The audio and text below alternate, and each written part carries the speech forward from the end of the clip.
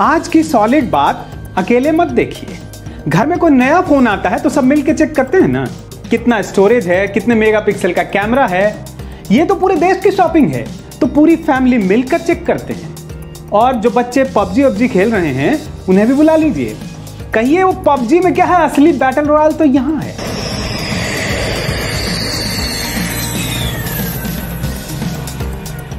देश के लिए जान की बाजी लगा देने वालों के लिए खरीदी गई इन नई वॉर मशीन में क्या खास है? ये राफेल जेट कैसे हिंदुस्तान को देंगे एक नई ताकत, और चीन और पाकिस्तान के साथ शक्ति संतुलन में क्या होगा इनका असर? ये जो लाइन लगाकर लड़ाकू विमान भारत की सीमा में प्रवेश कर रहे हैं, इनमें से 5 नए नवेले राफेल जेट हैं।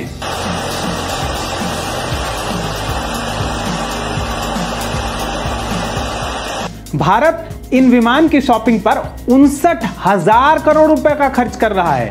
कुल 36 ऐसे विमान आएंगे फ्रांस की कंपनी दस्सू से। यह है इस बेहद खास लड़ाकू विमान राफेल का बेहद special cockpit. Helmet, gloves, seat belt, special suit और मास्क पहनकर फाइटर पायलट तैयार है। मास्क में ऑक्सीजन पाइप भी जुड़ा है। काफी ऊंचाई पर भी जाना पड़ता है ना। इन सब की मदद से यह हवा में आसानी से कलाबाजियां खा सकता है या दुश्मन से बचने के लिए एकदम सीधे नीचे की ओर गोता लगा सकता है। आज हम इसके ऐसे ऐसे फंक्शन देखेंगे जो हमें बिल्कुल हैरान कर देंगे। और अगर ये वीडियो सॉलिड लगे तो अपनों से जरूर शेयर कीजिएगा।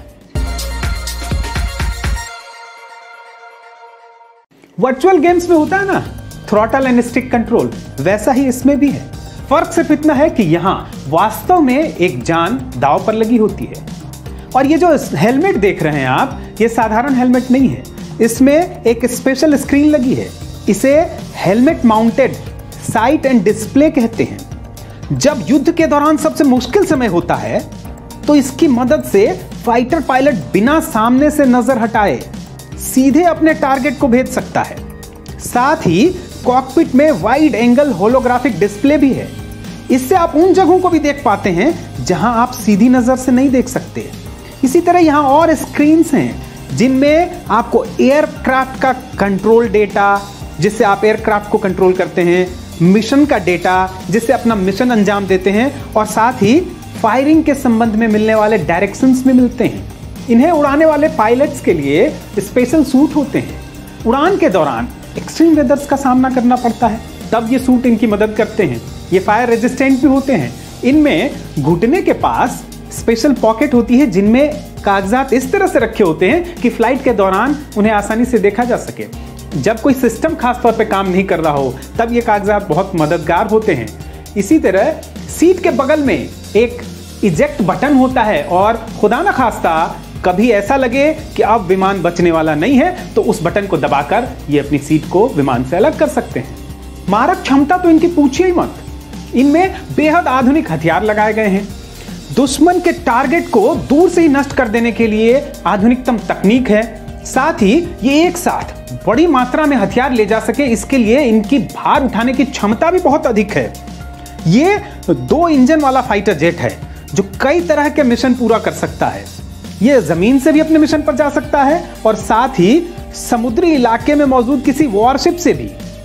इस तरह कई तरह के रोल पूरे करता है।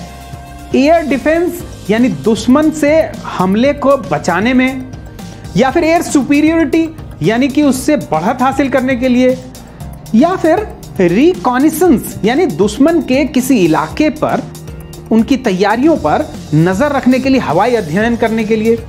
साथ ही ये न्यूक्लियर अटैक यानी परमाणु हमले को रोकने में भी काफी मददगार है। इन रफाल विमान की और भी बहुत सारी खासियत हैं। ये खाली में 10 टन का होता है और 10 टन के बराबर हथियार अपने साथ लेकर उड़ सकता है, जो काफी ज्यादा होता है। साथ ही 5 टन का ईंधन यानी फ्यूल भी अपने साथ कैरी कर सकता है। उड़ान के दौरान ही इसे रिफ्यूल किया जा सकता है, यानी ईंधन दोबारा भरा जा सकता है। फ्रांस से जब ये भारत आ रहा था, रास्ते में 2 बार इसे रिफ्यूल किया गया। पहली बार फ्रांस की एयरफोर्स ने इसमें रिफ्यूल किया, दूसरी बार जब यह भारत की सीमा के नजदीक था तो भारतीय एयरबस ने इससे उड़ान के दौरान ही दोबारा इसकी टंकी में ईंधन डाला। इसे भारत में जो 17th स्क्वाड्रन है, जिसे गोल्डन एरो के नाम से जाना जाता है भारतीय एयरफोर्स की, उसमें शामिल किया जाएगा। भारतीय वायुसेना के प्रमुख रहे हैं पाली एच मेजर। वो कहते हैं कि भारत ने 1980 के दशक में फ्रांस से ही मंगवाए थे मिराज 2000 विमान।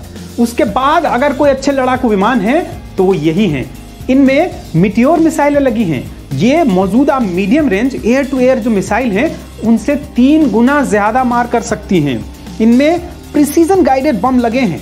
साथ ही ये अपने जो टारगेट होते हैं उसके 10 मीटर की एक्यूरेसी में निशाना लगा सकती हैं। इनमें 2 गन पॉड हैं जिनसे 2500 राउंड 1 मिनट में ये फायर कर सकते हैं। साथ ही जमीन पर हवा से मार करने के लिए लेजर गाइडेंस की सुविधा भी है। साथ ही कुछ सुविधाएं भारत के लिए खास तौर से डेवलप की गई हैं। इन्हें ऐसी जगह पे भी स्टार्ट किया जा सकेगा जहां बहुत ज्यादा ठंड हो। भारत में लद्दाख जैसे इलाके भी हैं जहां पे हाई एल्टीट्यूड की वजह से कई बार बहुत सर्दी होती है। अभी 5 जो विमान आ रहे हैं इनमें से 3 सिंगल सीटर हैं और 2 डबल सीटर हैं। इन डबल सीटर विमान का आमतौर पे ट्रेनिंग के लिए इस्तेमाल किया जाता है, लेकिन इनमें भी वो सारी सुविधाएं होती हैं जो दूसरे विमानों में होती हैं। 1997 में रूस से आए थे सुखोई 30 जेट।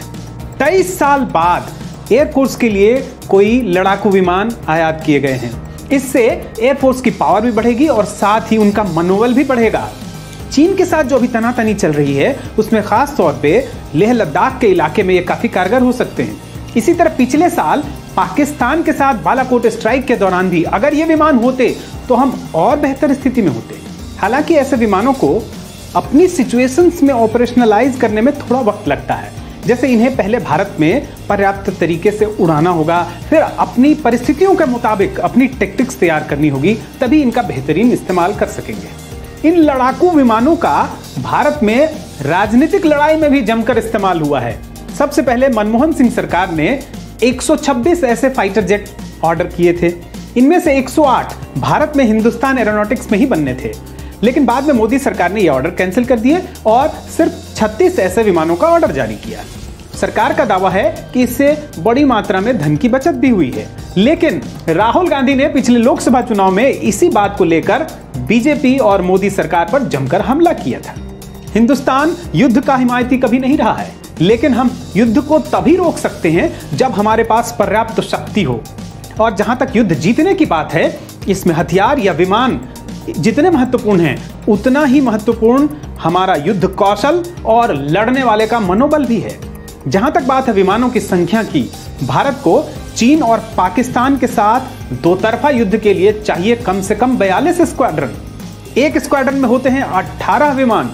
इस समय भारत के पास हैं सिर्फ 31 स्क्वाड्रन। उनमें से भी कई ऐसे विमान हैं जो बेहद पुराने हो चुके हैं, यानी काम अभी बहुत सारा बाकी है। और आपके मन में इस दौरान जो भी विचार आ रहे हों वो नीचे कमेंट बॉक्स में जरूर लिखें।